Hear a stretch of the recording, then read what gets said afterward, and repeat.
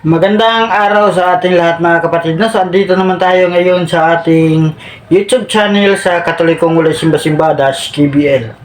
So ngayon mga kapatid, ang ating pag-usapan ngayon ay ang tungkol sa templo ng Diyos, kung dapat bang mamalagi ang anak ng Diyos o mga anak ng Diyos o mga lingkod ng ating Panginoon. Kailangan ba silang mamalagi sa kanyang templo araw-araw, araw o gabi, no?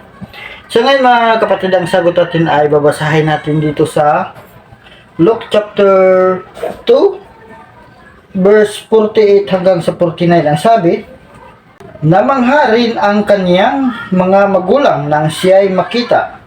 Sinabi ng kaniyang ina, anak, bakit mo naman ginawa ito sa amin? Lubha ang aming pag-alala ng iyong ama sa paghahanap sa iyo. Sumagot si Jesus, bakit po ninyo ako hinahanap? Hindi ba ninyo alam na ako'y dapat mamalagi sa bahay ng aking ama?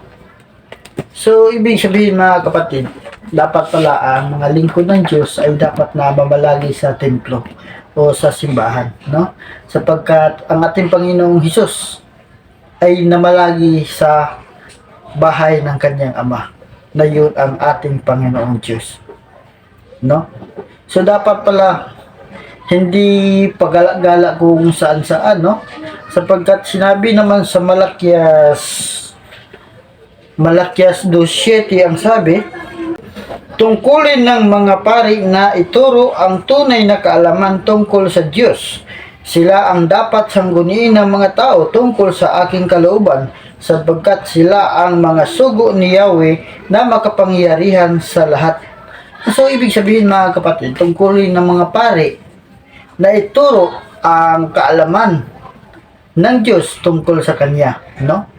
Dahil kung hindi titira sa loob ng templo ng Diyos ang mga kaparian natin, paano sila matatanong na mga tao na gustong maliwanagan ng kaligtasan ng ating Panginoon?